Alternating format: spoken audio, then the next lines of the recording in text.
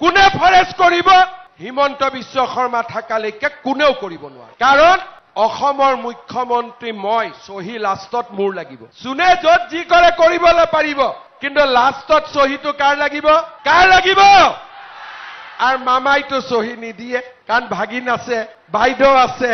দাদা আছে হয় না নহয় খালি মামাই এটা ফিজ ল'ব কি ফিজ ল'ব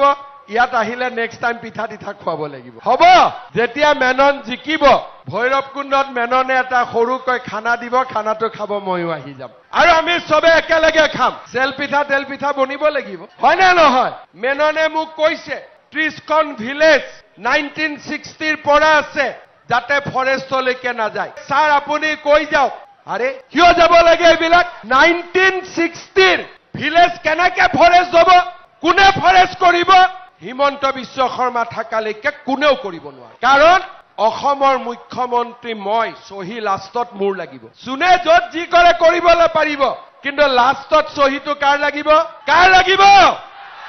আৰু মামাইতো সহি নিদিয়ে কাৰণ ভাগিন আছে বাইদেউ আছে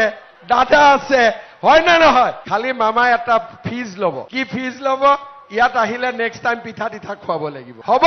যেতিয়া মেনন জিকিব ভৈৰৱকুণ্ডত মেননে এটা সৰুকৈ খানা দিব খানাটো খাব ময়ো আহি যাম আৰু আমি সবে একেলগে খাম তেল পিঠা বনিব লাগিব হয় না নহয় সেইকাৰণে ৰাইজক মই কওঁ বিপিএফক চালে বহুবাৰ ইউপিপিএলক চালে একবাৰ বিজেপিক চাওক এইবাৰ বিজেপিক ভোট দিয়ক কোনো বাহিৰত নাযায় 26টা জনগোষ্ঠী আৰু সকলোকে লৈ আমি চলি যাতে